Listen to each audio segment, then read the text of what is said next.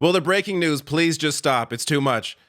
Canada and the US have agreed to a deal to pause the tariffs for at least 30 days, hopefully forever. But I'm going to break down here what just happened, as well as Trudeau's response, Trump's response, the response from the Ontario government, which I still have some issue with, and just how ridiculous one aspect of this is. But here we go. Trudeau on Twitter saying, I just had a good call with President Trump. Canada's implementing our $1.3 billion border plan, reinforcing the border with new choppers, technology, and personnel, enhancing coordination with our American partners, and increased resources to stop the flow of fentanyl. Nearly 10,000 frontline personnel are and will be working on protecting the border.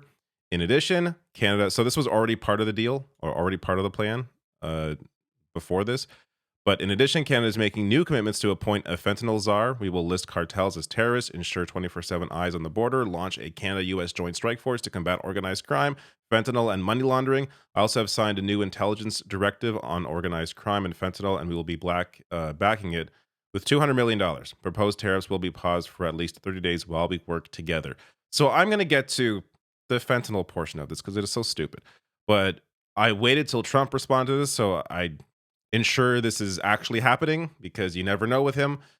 But he says Canada has agreed to ensure we have a secure northern border and to finally end the deadly scourge of drugs like fentanyl that have been pouring into our country, killing hundreds of thousands of Americans while destroying their families and communities all across our country. So much more. So many more drugs and, of course, guns flow from the U.S. into Canada. We should be putting tariffs on you for that. If that's the standard, there should be a hell of a lot of tariffs from Canada imposed on the US. The whole conversation is completely backwards, but it's Trump, so it's a fact-free world. But he goes on to discuss the border plan that Trudeau mentioned with the quote there. And then goes on to say, as president, it is my responsibility to ensure the safety of all Americans, and I'm doing just that. I am very pleased with this initial outcome, and the tariffs announced on Saturday will be paused for a 30-day period to see whether or not a final economic deal with Canada can be structured. Fairness for all.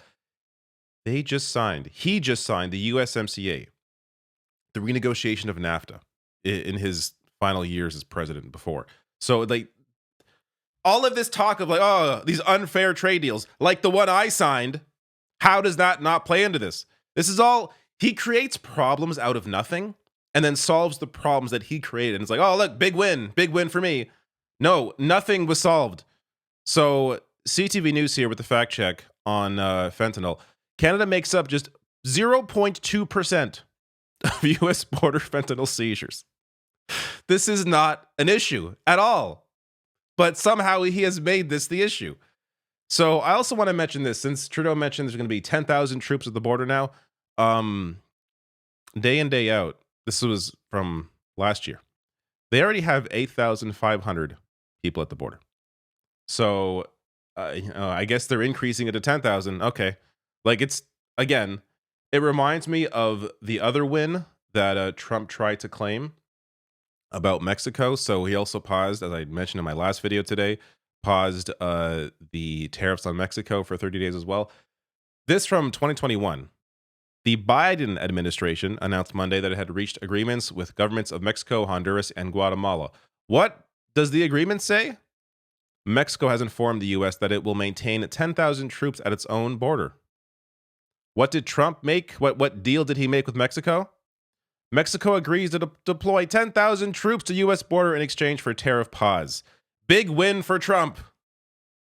The thing that was already existing under Biden. Congratulations. But again, this is what Trump does. It's for him, it's about the headlines. Oh, Trump gets Canada and Mexico to capitulate when they're really not doing a whole lot. But it's fine. If you want to claim a win and fool your supporters, go right ahead. I much prefer that to a trade war. But on Ontario now, since my video earlier today discussed the fantastic move that Doug Ford was going to make in canceling the deal with Starlink, Elon Musk's company. So that was initially the story. People were loving it. Jasmine pointing out here, this was such a bad deal from the start. It was almost unbelievable. Ford was paying more per connection than the individual subscription price. Impossible not to conclude either that Ford is a horrifyingly bad negotiator or that he wanted to funnel tax dollars to a billionaire. Yeah, it's an insane deal. $100 million for Starlink. For what? Customers that they want anyways?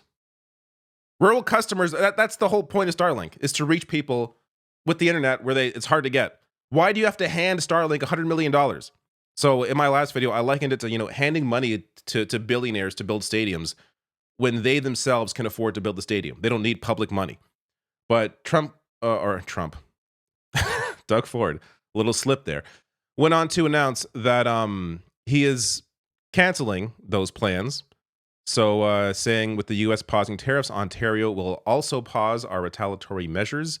If President Trump proceeds with tariffs, we won't hesitate to remove American products off LCBO shelves or ban American companies from provincial procurement. And so he doesn't mention Starlink in this post, but in case it wasn't clear, Colin DeMello of Global News goes on to clarify the freshly canceled $100 million Starlink deal is now back on. A single day double reversal. So look, I think that was a great move initially by Doug Ford to do what he was doing, to discussing, I mentioned over the weekend how Canadians have been, whether it's Ontario, BC, whoever, pulling American products off the shelves, American beer, wines. Great moves. The Starlink one, though, that needs to continue. I should say the cancellation of that needs to go through. That there's no reason to reverse the decision to cancel that, since it's a horrible deal. But I guess let's hope this continues. Let's hope there's not going to be a trade war, that these tariffs are off for good. I'm sure in 30 days, Trump's going to find some other reason. Oh, I'm really angry about all of the other drugs. Sure, you may have stopped fentanyl, the 0.2%, but now I'm really worried about cannabis. Let's make sure you stop the cannabis crossing the border, you crazy Canadians, and your legal weed. Who knows what's going to happen next?